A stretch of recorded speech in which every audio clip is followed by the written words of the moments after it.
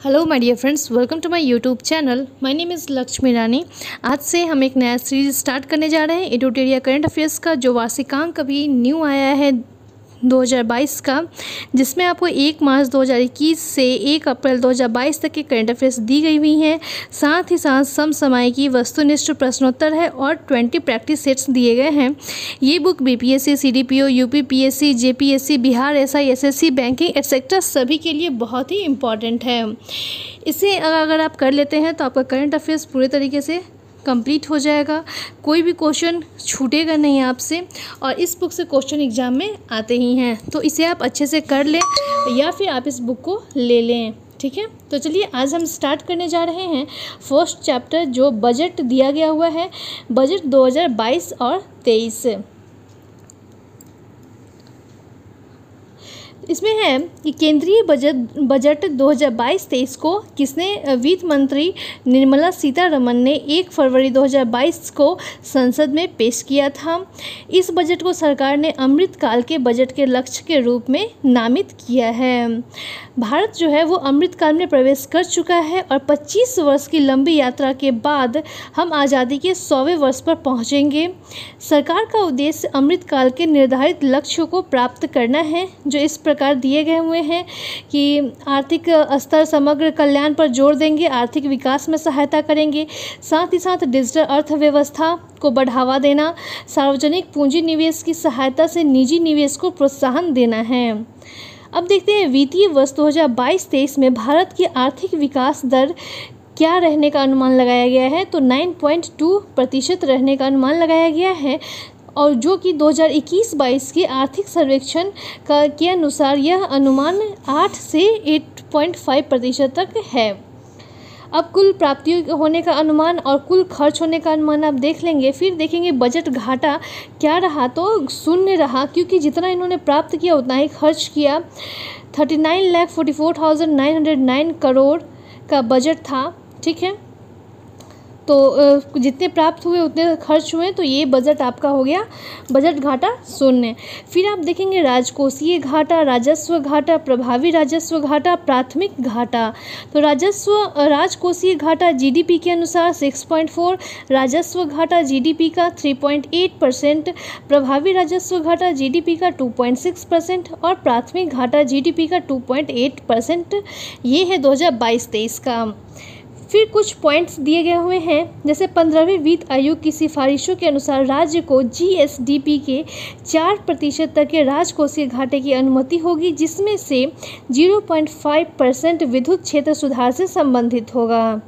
वित्तीय वर्ष 2022-23 में राजकोषीय घाटा का अनुमान 16.62 लाख करोड़ लगाया गया है। मतलब इस बार सरकार को 16.62 लाख करोड़ रुपया उधार लेना पड़ेगा।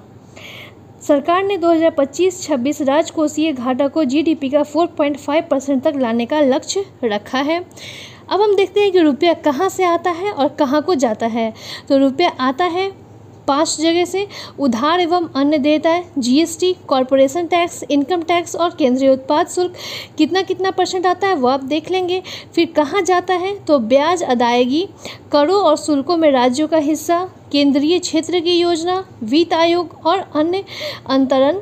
लास्ट है केंद्रीय प्रायोजित योजनाएं, ठीक है।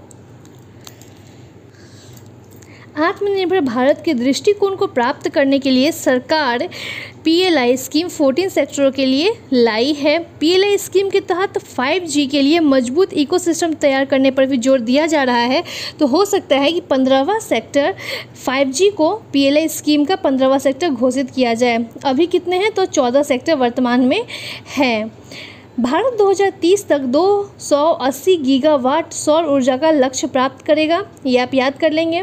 सरकार इन 14 सेक्टरों में 60 लाख नई नौकरी सृजित करने का लक्ष्य भी रखी है। सरकार अगले 25 साल भारत के अमृत काल में प्रवेश करते हुए बजट 2022-23 में 4 प्राथमिकताएं विकास के लिए निर्धारित की हैं। वो कौन कौन सी हैं, तो पीएम गति शक्ति, समावेशी विकास, निवेशों का वित्त पोषण, उत्पादकता में वृद्धि एवं निवेश, उदीयमान अवसर, ऊर्जा परिवर्तन और जलवायु कार्य योजना। अब हम देख लेते हैं केंद्रीय बजट 22-23 टू द पॉइंट, जिसमें आप पढ़ेंगे पीएम गति शक्ति, सड़क परिवहन, रेलवे, पर्वतमाला, कृषि, शिक्षा, स्वास्थ्य, सूक्ष्म लघु एवं मध्य उद्योग एटसेट्रा। तो चलिए टू द पॉइंट देख लेते हैं कि पीएम गति शक्ति संचालन करने के लिए सरकार ने 7 इंजन को निर्धारित किए हैं। कौन कौन से वो हैं? तो सड़क, रेलवे, एयरपोर्ट, पतन, माल परिवहन, जल मार्ग, लॉजिस्टिक अवसंरचना। और इन 7 के इंजनों की एक साथ मिलकर अर्थव्यवस्था को आगे ले जाएगी। राष्ट्रीय मास्टर प्लान के तहत महत्वपूर्ण घोषणाएं की गई हैं पीएम गति शक्ति के तहत, जो वो हैं उसमें आते हैं सड़क परिवहन।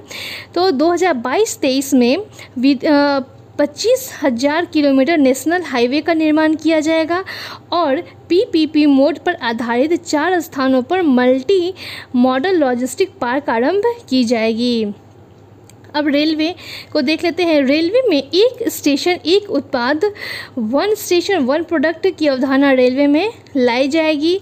आत्मनिर्भर भारत के अंतर्गत वित्तीय वर्ष 22-23 में 2000 किलोमीटर रेलवे नेटवर्क को कवच से जोड़ा जाएगा, सुरक्षा प्रणाली कवच से जोड़ा जाएगा।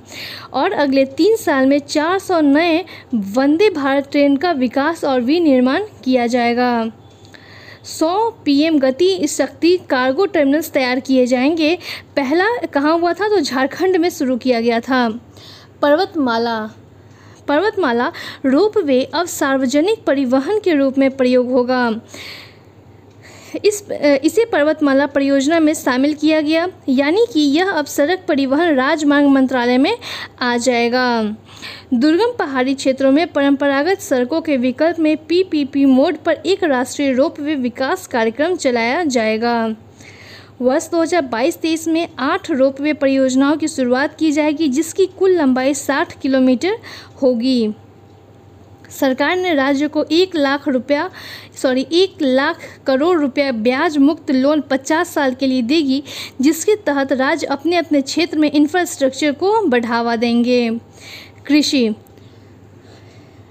वर्ष 2023 में अंतर्राष्ट्रीय मोटा अनाज वर्ष घोषित किया गया। ये आप याद कर लेंगे कि 2023 को इंटरनेशनल ईयर ऑफ माइल्स घोषित किया गया है। ध्यान रखिए कि संयुक्त राष्ट्र महासभा द्वारा मार्च 2021 में भारत की ओर से पेश किए गए प्रस्ताव को सर्वसम्मति स्वीकार करते हुए 2023 को अंतर्राष्ट्रीय मोटा अनाज वर्ष घोषित किया गया है।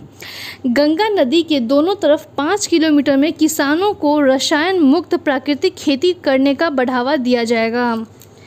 खेतों में कीटनाशियों का छिड़काव करने और पोषक तत्वों के लिए किसान ड्रोन्स के प्रयोग को बढ़ावा दिया जाएगा।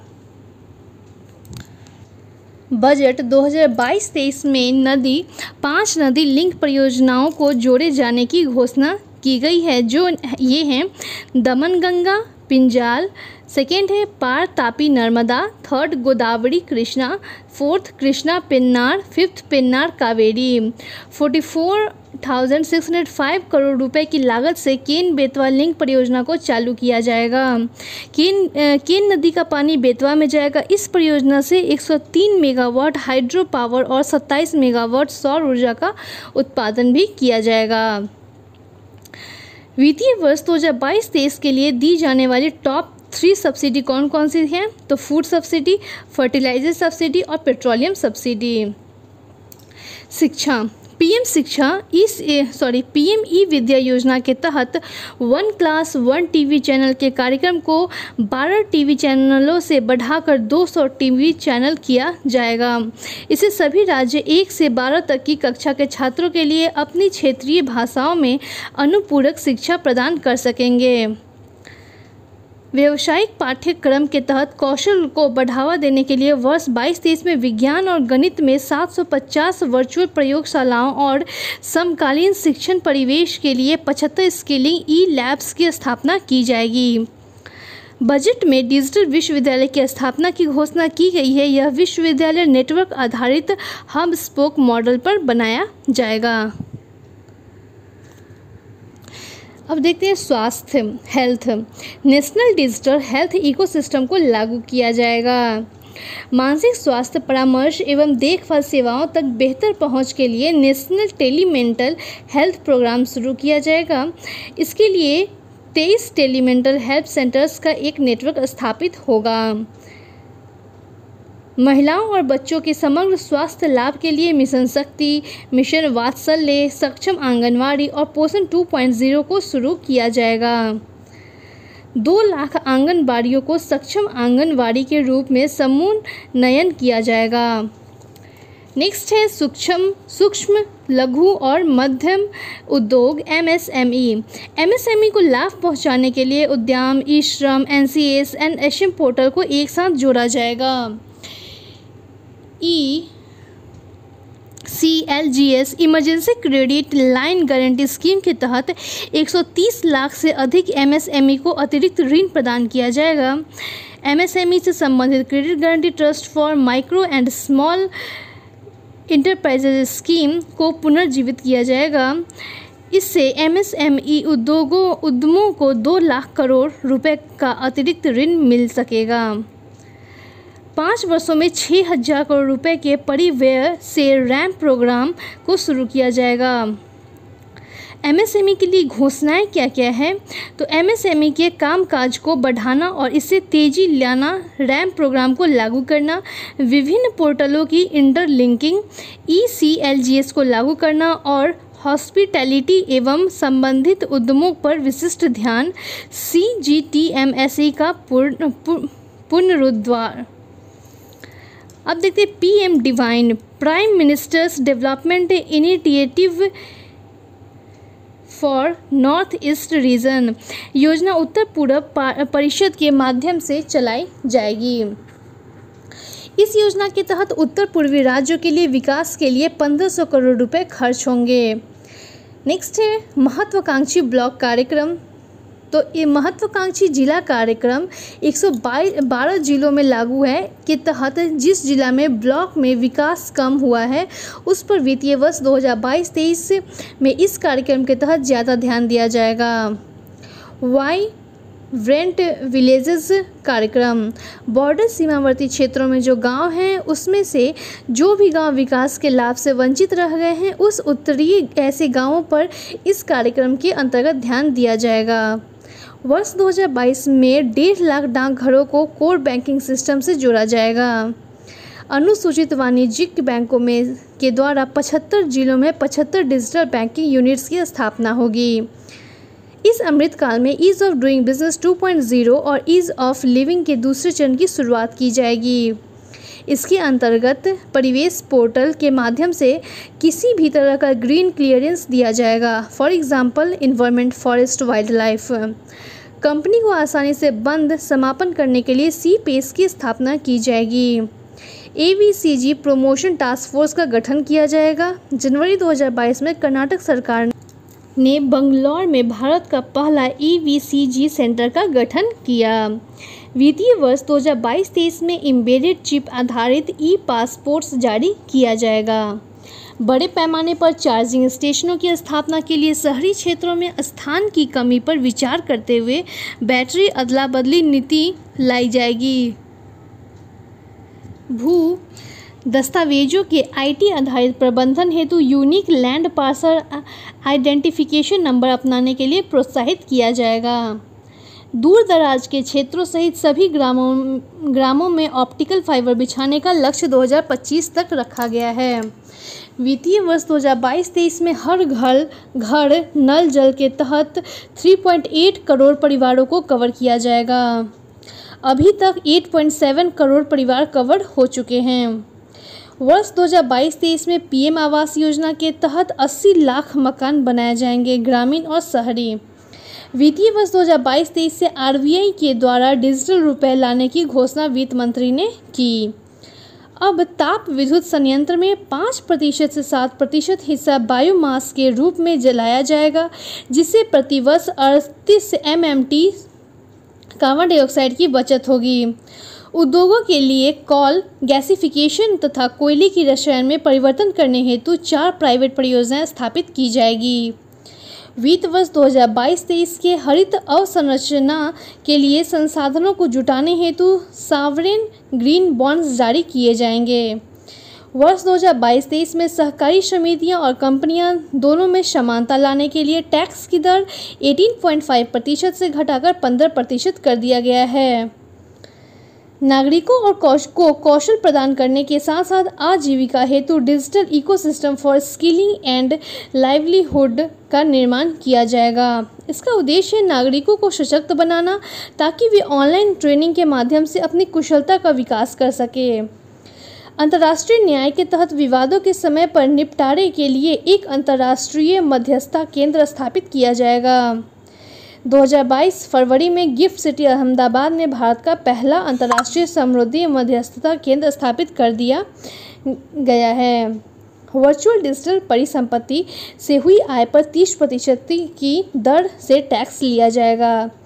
कांटे एवं तराशे गए हीरे एवं रत्न पत्थरों पर सीमा शुल्क कम करके 5% कर दिया गया है।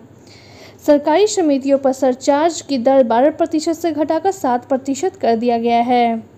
अब लास्ट देख लेते हैं बजट 2022-23 के तहत विभिन्न योजनाओं पर खर्च। तो टॉप 3 में है मनरेगा पहले नंबर पर, फिर है पीएम किसान और तीसरे नंबर पर जल जीवन मिशन। बजट 2022-23 के तहत विभिन्न मंत्रालयों पर खर्च में टॉप 3 पर है। पहला है रक्षा मंत्रालय, दूसरा है उपभोक्ता मामले खाद्य और सार्वजनिक वितरण मंत्रालय और तीसरा है सड़क परिवहन और राजमार्ग मंत्रालय। तो ये टॉप 3 आप याद रखेंगे। जो योजनाओं पर खर्च है तो पहला मनरेगा है जिस पर 73,000 करोड़ रुपए खर्च किए गए हैं। पीएम किसान पर 68,000 करोड़ और जल जीवन मिशन पर 60,000 करोड़। रक्षा मंत्रालय पर 5,25,166 करोड़। उपभोक्ता पर 2,17,684 करोड़ और सड़क परिवहन और राजमार्ग मंत्रालय पर 1,99,108 करोड़। ये रहा आप लोगों का बजट एडिटोरियल बुक से जो कि अब कंप्लीट होता है। तो कल हम लोग पढ़ेंगे आर्थिक सर्वेक्षण। जिन लोगों ने बुक ले लिया है तो बहुत ही अच्छा है, वेल एंड गुड, और जिन लोगों ने नहीं लिया है वो यहाँ से भी पढ़ सकते हैं। साथ ही साथ इसका प्रैक्टिस सेट भी हम स्टार्ट करेंगे ताकि आप लोगों के जिन लोगों को बीपीएससी का एग्ज़ाम देना है उन्हें प्रॉब्लम ना हो। I hope you all love this video, so keep subscribing and supporting my channel. Thank you so much. Bye bye. Take care.